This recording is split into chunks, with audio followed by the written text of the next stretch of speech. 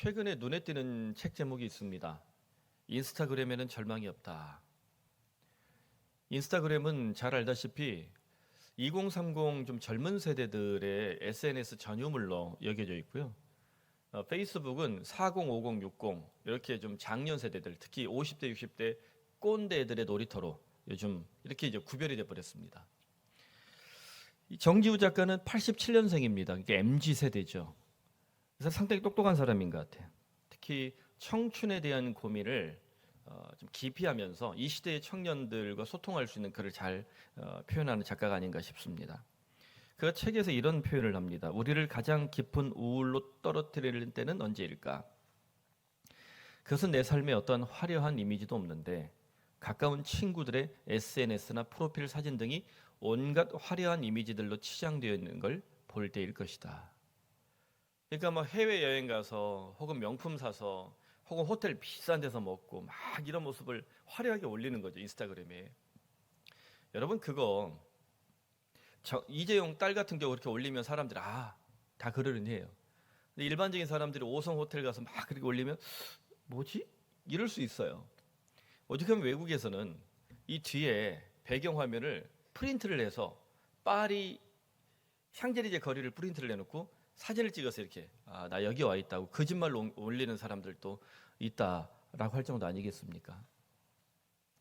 이게 허식이라는 소위 허자가 들어가는 이 문제에 대해서 우리가 참 많은 고민을 해왔는데 이제는 SNS, 소위 인스타그램이라든가 이런 온라인상에서 허식이 청년들에게 참 많은 부분 그들의 삶을 약탈하고 있구나라는 고민을 갖게 됩니다. 그래서 그는 이렇게 말합니다. 인스타그램에는 절망이 없다. 그래서 어딘지 괴기스러워 보인다. 인스타그램에 사진 올리는 모든 사람들이 다 너무 행복하고 너무 잘 나가고 너무 멋진 모습들만 보여야 되는 거예요. 그래서 괴기스러워 보인다는 거예요. 인간의 삶이 어떻게 절망이 없을 수 있습니까? 5성 호텔 가서 멋진 옷 입고 호텔 룸 들어가서 사진 찍어대고 나는 이렇게 살아요라고 자랑하고 있는 그 사람들 과연 정말 그렇게 완벽한 절망이 없는 삶을 살고 있을까? 그렇지 않거든요. 진짜 그렇게 잘 먹고 잘 사는 사람은 절대 올리지 않습니다. 절대 올리지 않습니다. 웬만큼 회사 생활하고 또 자기들이 그 정도 누리는 청년들 거의 올리지 않습니다. 제가 아는 애들도 올리질 않습니다. MZ세대 청년들은 단군 일의 최전성기인 한반도에서 역설적으로 절망, 포기라는 단어와 가장 가까운 것처럼 보입니다. 너무 쉽게 절망하고 너무 쉽게 포기하는 것처럼 보이는 이런 이 세대의 문제들이 있다는 것이죠. 청년들이 인스타그램을 통해서 절망을 지어내려고 합니다. 인스타그램은 청년들에게 신흥 종교처럼 반짝거리고 있죠. 그래서 인스타 신이라고 저는 말하기도 합니다. 인스타의 신은 청년들에게 화려하고 반짝이는 삶을 보여주지만 현실의 삶은 매우 비참하고 녹록지 않고 고통스럽게 느껴진다라는 진단을 할 수밖에 없습니다. 여러분 다니엘이 살았던 바벨론은 어땠을까요? 바벨론은 전 세계를 통일했던 강력한 국가입니다. 바벨론 자체가 어마어마한 황금과 권력과 문화와 문명을 자랑하던 나라예요. 오죽하면 예루살렘 성전이 그렇게 화려하다라고 자랑했는데 끌려가서 보니까 마르둑 신전이 비교할 수가 없는 거죠. 그 마르둑 신전 보면서 바벨론 문명에 대한 EBS나 이런 데 나오는 이 자료만 봐도 여러분 깜짝깜짝 놀랄 정도예요. 그래서 오죽하면 성경이 바벨론 문명의 이 너무나 강력한 도전을 창세기에서 아주 대놓고 공개하잖아요. 그것은 무엇이다? 바벨탑. 바벨탑이 왜 창세기에서 강력하게 도전이 되겠어요? 바벨론 문명을 향해서 저것은 바벨탑이다. 하나님이 무너뜨릴 것이다 라고 얘기를 해요. 바벨론은 마르둑과 함께 영원하다. 바벨론에는 절망이 없다. 이것이 바벨론 캐치프레이즈예요.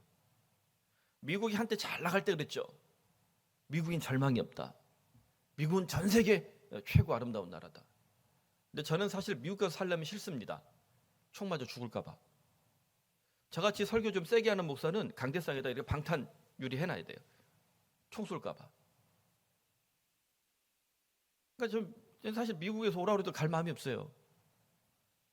제가 너무 이렇게 좀 겁이 많은지 모르겠는데 눈만 돌리면 위험한 나라잖아요. 우리나라 보십시오. 그렇게 안전하던 나라인데 지금 또라이들이 몇 명 나오니까 어때요? 사람들이 칼 부리면 이렇게 칼 좀 들고 휘둘러대는데도 이렇게 무서운데 총호영에서 봐요. 다 죽었어요. 우리는 지금 운전하다 죽고 등산하다 죽고 자전거 타다 죽고. 왜 늦게 가? 빵. 설교하다도 죽을 줄 몰라. 왜 40분 넘겨? 빵빵빵. 무서워 죽겠어요. 하지만 바벨론의 신 마르둑이 그렇게 유다 포로들을 유혹했지만 현실은 냉혹하고 비참하고 고통스러움이 가득할 뿐이었어요. 내 방식대로 살지 않으면 가만두지 않겠어. 이게 바벨론 신 마르둑 스타일이에요. 겉모양은 너무 설탕처럼 달콤해요. 내 귀에 캔디 꿈처럼 달콤했니? 날 믿어줘. 2부에는 웃을 줄로 믿습니다. 그렇게 유혹을 하지만 말 안 듣잖아요. 그러면 가만두지 않겠어 하고 그냥 조지고 부시고. 이게 바벨론 스타일이거든요. 오늘 세상의 냉혹한 권력자의 모습을 여러분 잘 보시길 바랍니다. 특히 우리나라 같이 제왕적 대통령제가 강한 나라에서는 권력을 주면 따뜻해야 돼요. 폼이 커야 돼요. 국민 통합을 이루는 지도자가 되어줘야 되는데 그러지 못하는 사람들이 나올 때 나라가 정말 힘들어집니다. 앞에 지도자도 지금 지도자도 나라를 갈라치기 하면서 자꾸만 자기 권력만 강화시키는 사람들이잖아요. 내 말 들으면 키워주겠어. 근데 말 듣지 않으면 어때요? 가만두지 않겠었잖아요. 이런 나라는 너무나 위험한 나라입니다. 교회도 마찬가지입니다. 목사가 제왕적 이 권력을 가지고 있는 교회는 매우 위험할 수 있습니다.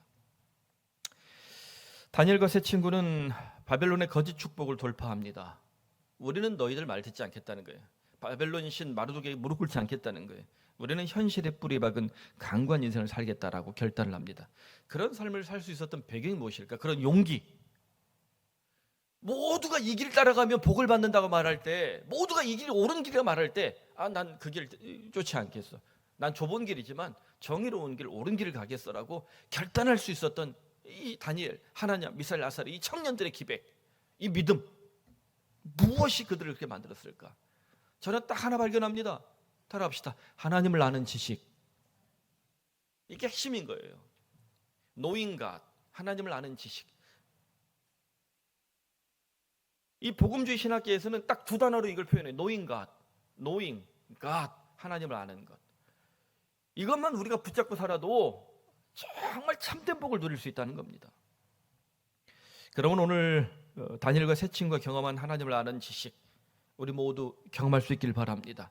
세상에 휘둘리지 않는 강관 인생, 우리들이 하나님을 아는 지식을 통해서 붙잡고 살아갈 수 있길 바랍니다. 세 가지 지식을 오늘 좀 나누고 싶습니다. 첫 번째 지식 따라할까요? 역사를 주관하시는 하나님.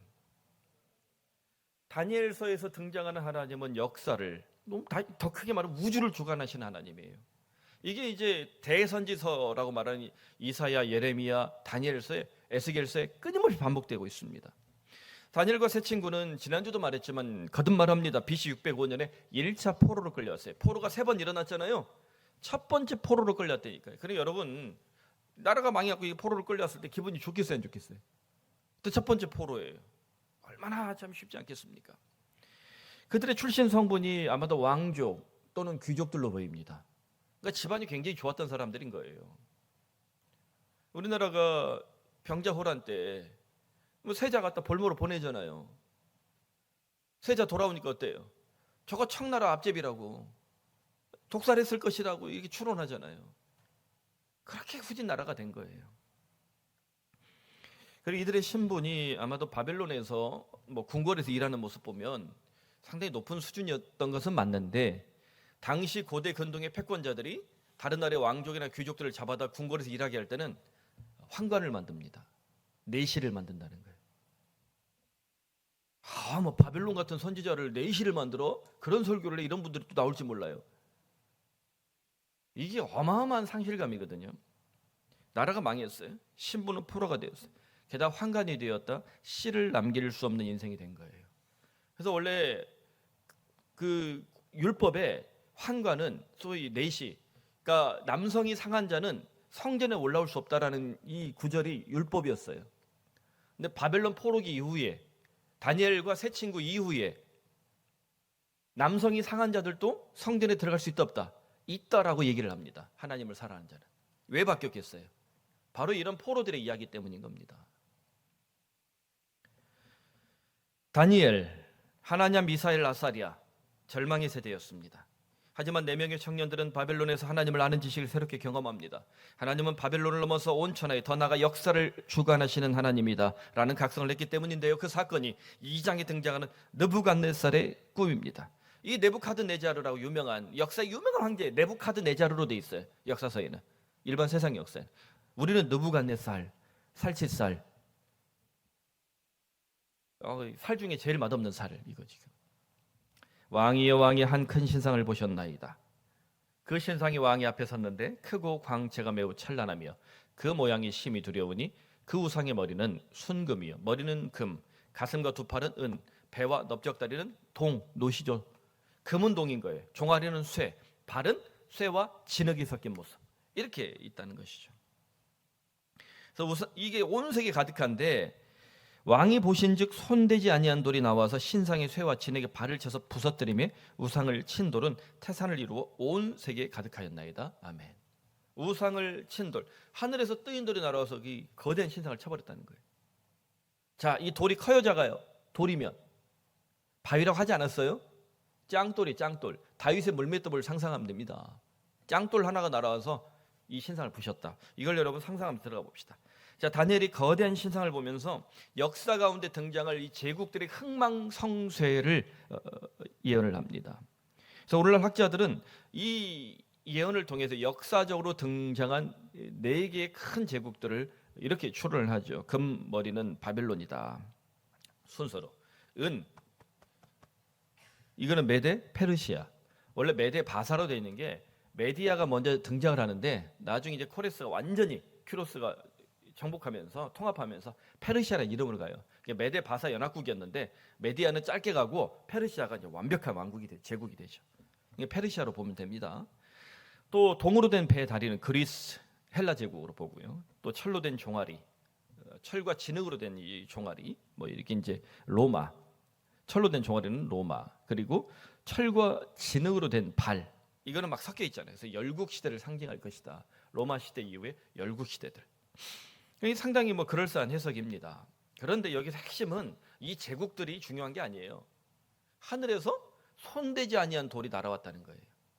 율법에는 성소의 제단을 만들 때 혹은 산의 제단을 만들 때 철이나 사람의 쇠나 연장이 닿지 않은 돌, 손대지 않은 돌로 제단을 쌓게 돼 있어요. 그죠?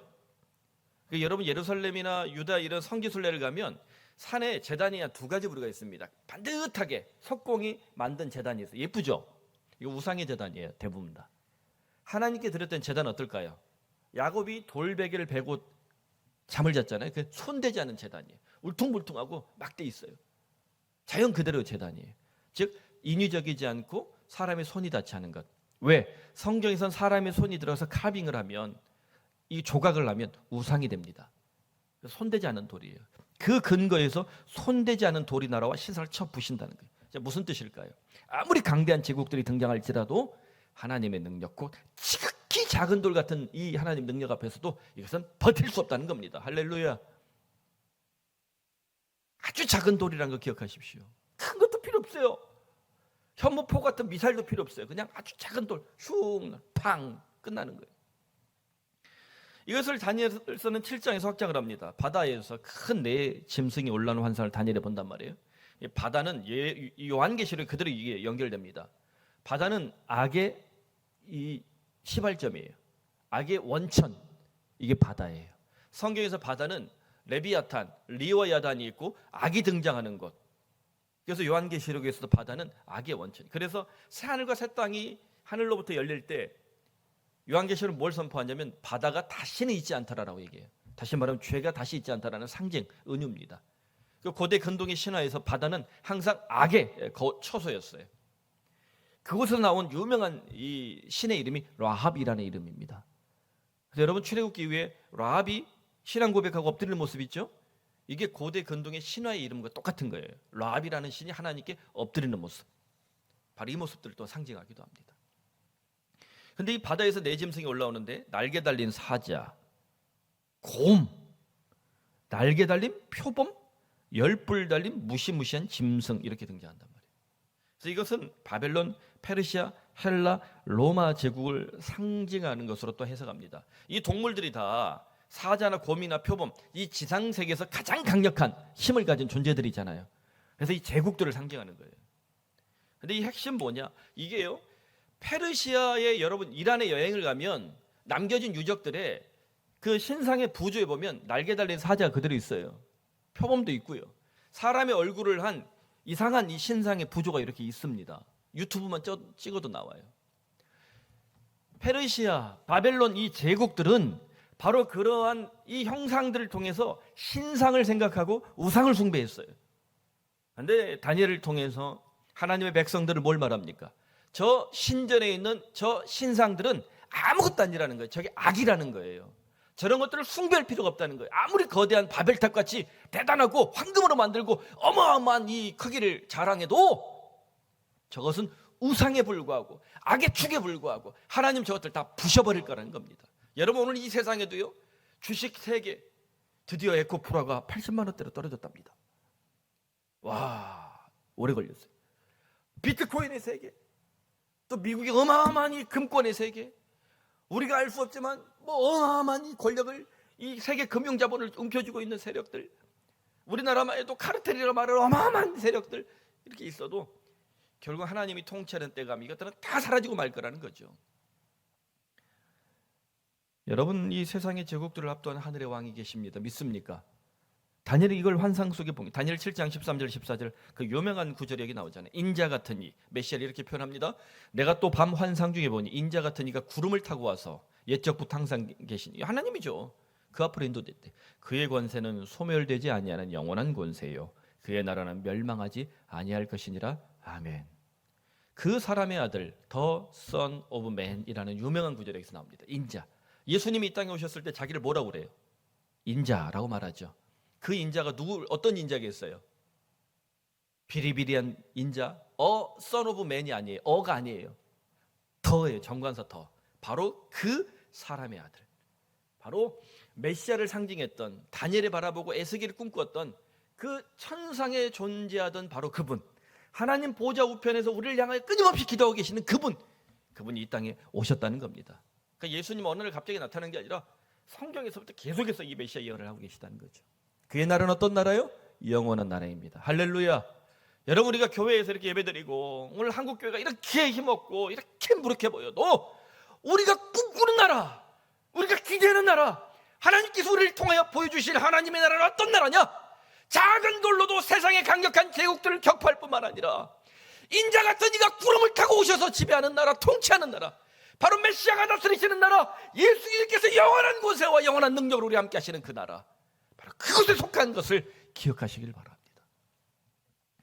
사랑하는 성도 여러분, 다니엘은 각성합니다. 비록 우리가 포로로 끌려왔지만 하나님의 역사를 주관하시고 당신의 백성들을 모아서 영원한 하나님 나라를 열어주실 것이다.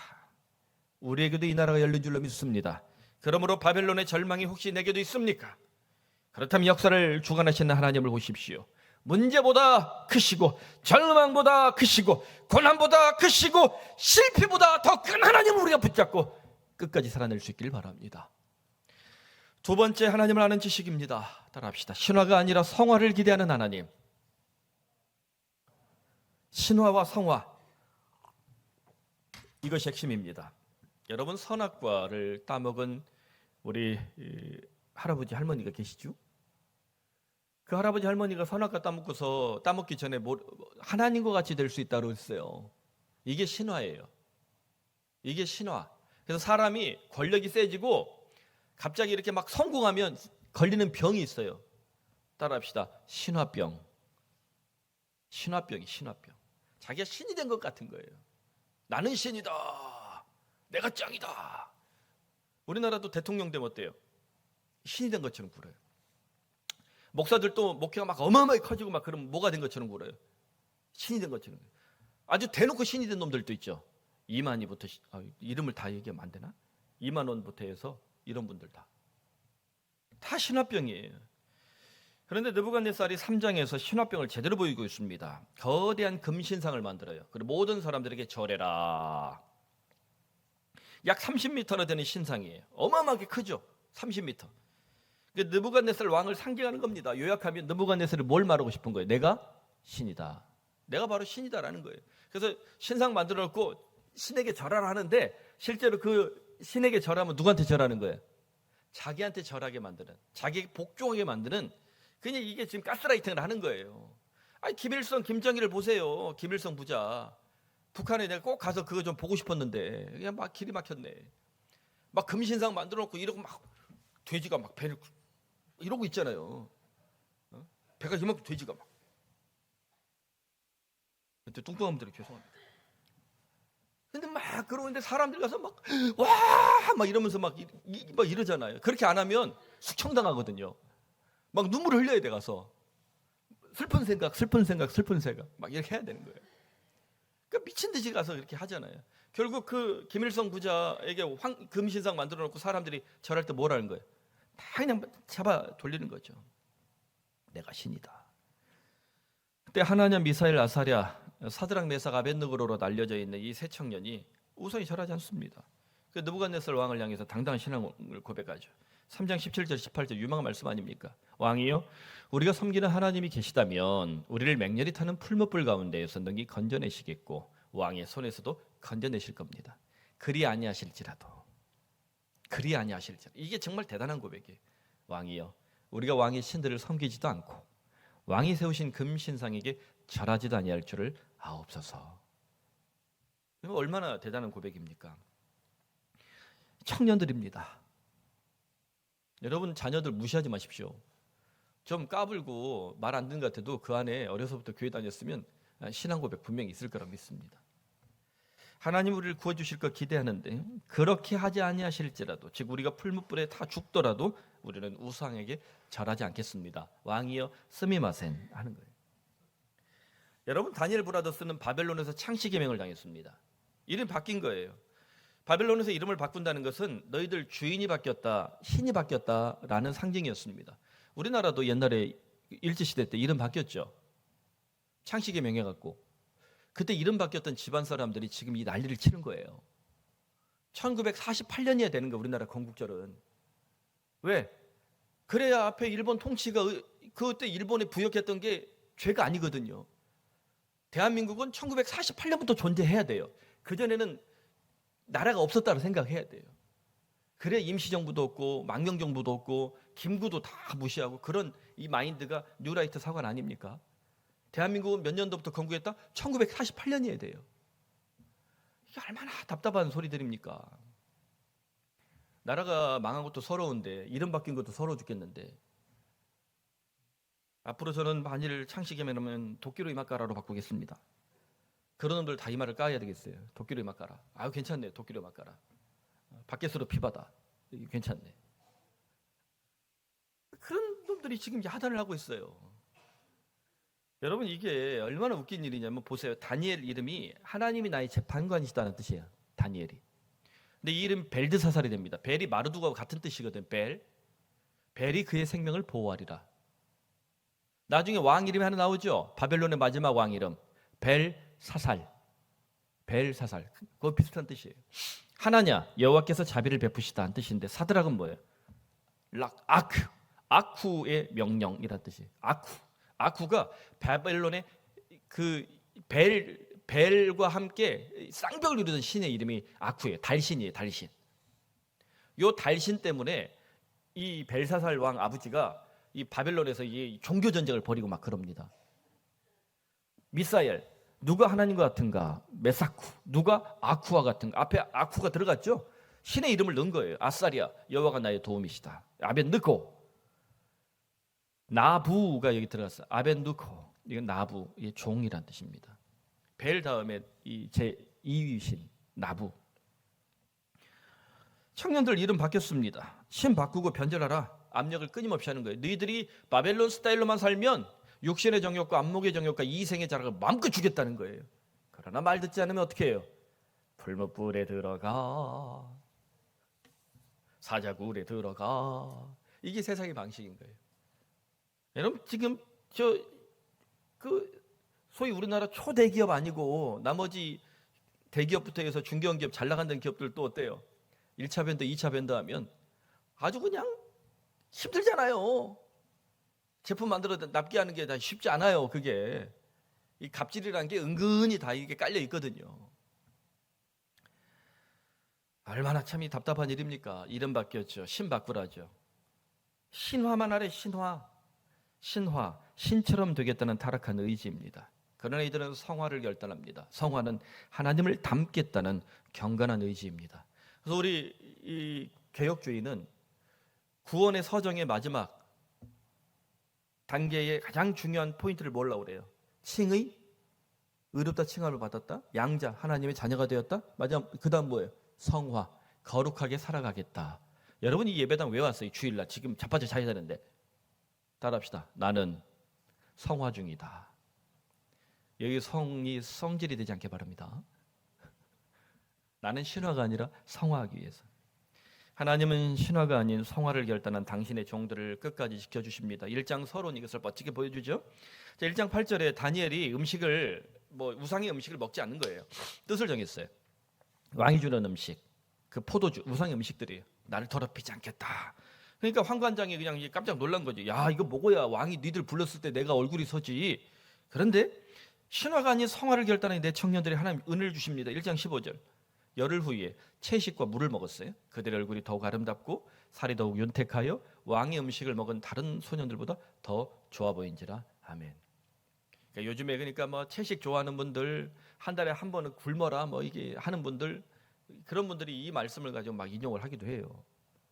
괴기만 먹었으면 안 좋겠죠, 당연히. 자기를 절제했으니까 얼마나 좋아 보였겠어요. 그러면 오늘도 나를 유혹하는 바벨론 신화가 있지 않습니까? 이렇게만 살면 너 육신의 정욕, 안목의 정욕, 이생의 자랑 다 죽게 하는 게 바벨론 신화가 있지 않습니까? 이런 세상의 무수한 신화들 앞에서 거룩한 성화를 지켜내는 성도들이 되기를 바랍니다. 하나님 그런 성도들을 하나님의 더 큰 복으로 채우심을 기대하시길 바랍니다. 세 번째 지식입니다. 따라합시다. 여호와 삼마. 여호와 삼마. 삼마는 대어예요, 대어. 지금 여기 계시는 하나님이라는 뜻이에요. 여러분 여호와 삼마 그러면 에스겔서 읽을 때 마지막에 기억나지 않아요? 에스겔이 마지막에 고백한 신앙 고백이 이게 여호와 삼마 외치고 갑니다. 그날 후로는 그 성읍의 이름, 새 예루살렘의 이름을 여호와 삼마라 하리라. 지금 여기 계시는 하나님 여호와 삼마라. 이게 나라가 망했어요. 아무것도 없는데 새하늘과 새 땅 혹은 새로운 하나님 언약 국가 시작될 때 하나님이 거기 계시겠다는 것을 여호와 삼마라고 한다는 거예요. 이 에스겔 선지자가 외쳤던 이 고백이 정말 유대인들에게 너무나 강력합니다. 하나님은 예루살렘에 갇혀 계시지 않고 약속의 땅에만 계시는 존재가 아니라 지금 여기 계시는 하나님이다. 할렐루야. 우리가 저 서쪽 끝에 있을지라도 여호와 삼마의 하나님 나와 함께함을 믿습니다. 내가 이 질병의 고통 속에 몸부림치며 예배 자리에 나오지 못할지라도 여호와 삼마 지금 여기 계시는 하나님 나와 동행을 믿으시길 바랍니다. 지금 군대 가서 땅바닥에서 빡빡 뛰고 있는 청년들 믿음이 있다면 여호와 삼마 하나님이 거기 계심을 믿습니다. 저 환락의 한복판에서 안 돼, 거기는 아니겠다. 7렐레 8렐레 하는 청년들 거기 없어요. 하나님 빨리 돌아오세요, 제발. 그거 오래 못 가요. 제발 돌아오세요. 사랑하는 여러분, 여호와 삼마 처음 고백한 분이 누굴까요? 여호와 삼마 지금 여기 계신 하나님. 성소에 있지 않고 성전을 떠났을지라도 내가 유랑자가 되고 방랑자가 되고 내가 인생 실패자가 되어서 아무것도 감당할 수 없는 무력한 존재가 됐을 때 지금 여기 계신 하나님 만난 성경의 첫 번째 인물 누굴까요? 성깔이 아주 더러운 분이에요. 야! 시작해요. 야! 이 정도면 알아야죠. 창세기 28장 16절. 야곱이 잠이 깨어 이르되 여호와께서 과연 여기 계시거늘 내가 알지 못하였도다. 아멘. 여호와께서 지금 여기 계시거늘. 이게 여호와 삼마예요. 야곱은 사고 쳤죠? 아버지 집을 떠났어. 이건 하나님 품을 떠났다는 거예요. 실패자가 됐습니다. 아무것도 가진 것이 없고 미래가 보장되지 않았어요. 바단 아람으로 가야 됩니다. 그것은 보장된 게 없어요. 그럼에도 불구하고 하나님은 나타나셔서 그 돌베개 그걸 제단 삼아 뭐라고 말씀하십니까? 하늘을 열어주시고 하나님의 천사가 오라 내려가며 지금 여기 계신 하나님을 만나게 하셨습니다. 우리들에게도 그 하나님이 시시때때로 찾아오시길 바랍니다. 시시때때로 경험하시길 바랍니다. 일마다 때마다 나를 만나주시는 하나님을 여러분 경험하시길 바랍니다. 신앙은 체험입니다. 믿음은 어디 동화책에 있는 거 읽고서 글로 배우는 게 아니에요. 시퍼렇게 살아계신 하나님, 뼈저리게 만나고 경험하고 끊임없이 그 하나님을 여러분 만나시길 바랍니다. 이 여호와 쌈마가 한동안 구약 역사에서 모습을 감췄어요. 그러다 유다가 망하고 성전이 무너지고요, 포로로 끌려가며 다시 등장하는 겁니다. 바벨론에 끌려간 절망의 세대에게 지금 여기 함께 하시는 하나님, 그 하나님이 더욱더 강력하게 드러나십니다. 하나님 더욱 적극적으로 개입하십니다. 더욱 역사하시며 눈에 볼 수 있도록 당신의 모습을, 당신의 역사를 아주 대놓고 드러내시는데, 그게 바로 벨사살에게 나타난 하나님의 손가락이에요. 다니엘서 5장 25절에 나오는 유명한 구절이 있죠. 메네메네 데겔 우바르신. 어떤 사람은 우루바신이라고 찾고 우루사 때문에 그런지 우루바신이라고 외우는 분이 있어요. 다 같이 한번 읽어봅시다. 시작. 메네메네 데겔 우바르신. 메네메네 데겔 우바르신. 하나님의 손가락이 여호와의 성전의 기물 가지고 부어라 마셔라 칠렐레 팔렐레 하고 있는 그놈들아 떡하니 나타나 메네메네 데겔 우바르신. 데려가서 버려요. 여러분, 우리 인생이 될 때때로 하나님이 나타나셔서 손가락으로 써주시기 바랍니다. 야, 이 새끼야, 너 그렇게 살지 마. 이렇게. 야, 너 똑바로 믿어. 여러분, 우리 자녀들 놓고 기도하세요. 하나님 똑바로 못 믿고 딴짓거리만 하고 세상에서 환락에 취해 살고 있고 별의별 죄 짓고 살고 있으면 하나님, 저 새끼 인생에 나타낸 손가락으로 메네메네 데겔 우바르신 써주세요라고. 왜 아멘 하세요? 저 기도합니다. 저도. 뭐 딴짓은 안 하니까 다행히. 요약하면 바벨론 끝장나고 페르시아 시대가 열린다는 말이에요. 왜 하나님이 이렇게 직접 나타나셨을까요? 바벨론 시대는 포갑의 시대, 배교 시대, 타락의 시대였습니다.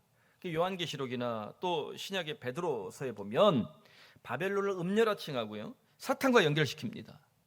여러분, 어떤 나라, 어떤 지도자, 어떤 역사가 음녀 바벨론이 될 때, 사탄적 질서로 팽배할 때 하나님은 절망하고 탄식하는 당신의 백성들을 향해 힘차게 달려오십니다.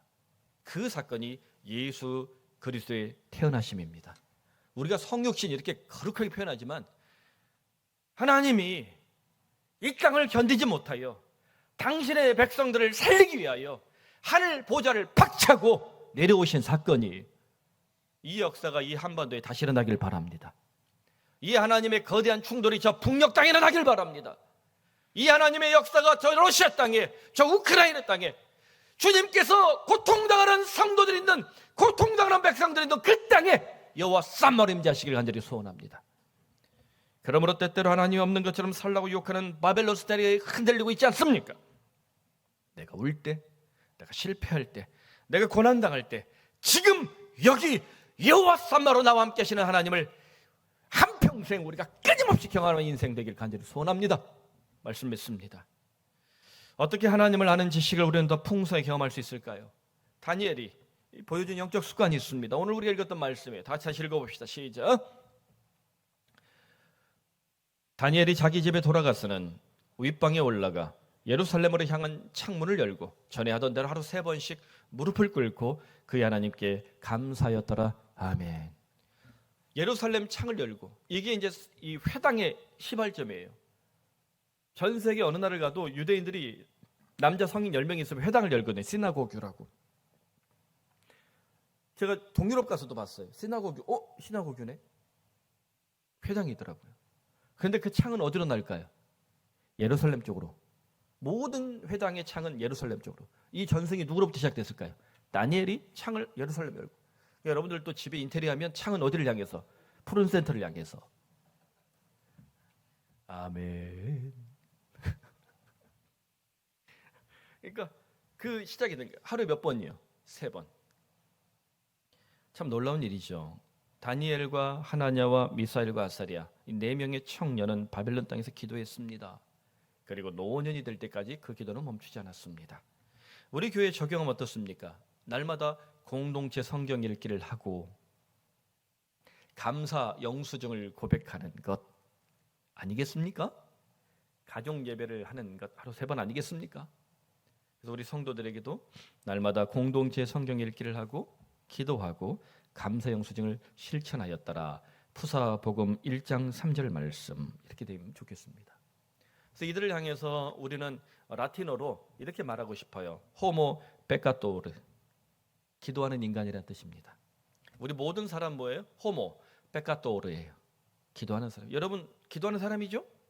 호모 페카토르. 기도하는 사람에게 하나님이 역사하십니다. 절망의 세대였지만 내 청년은 날마다 기도했습니다. 그래요 인생 죽는 날까지 노년의 때까지 그 기도를 멈추지 않습니다. 호모 페카토르. 기도는 하나님과 대화입니다. 호모 페카토르. 하나님과 대화하는 기도자는 나를 드러내는 것이 아니라 하나님을 드러냅니다. 호모 페카토르. 하나님을 드러내는 기도자는 하나님의 손을 경험하게 될 줄로 믿습니다. 사랑하는 성도 여러분, 다니엘, 하나냐, 미사엘, 아사랴는 우상의 땅 바벨론에서 역설적으로 기도하는 인간이 되었습니다. 하나님은 기도하는 인간에게 하나님을 아는 지식을 각성시키십니다. 그러므로 우리 모두 다니엘과 하나냐와 미사엘과 아사랴처럼 바벨론과 같은 세상에서 기도하는 사람이 되기를 바랍니다. 하나님의 역사를 주관하십니다. 믿습니까? 하나님은 우리를 신화가 아니라 성화로 초대하십니다. 믿습니까? 여호와 삼마, 지금 여기 함께 하시는 하나님, 우리 모두 한평생 경험하며 다니엘과 새 친구처럼 오늘 이 시대의 다니엘과 새 친구 그 역사를 경험하기를 간절히 축원합니다. 기도합시다.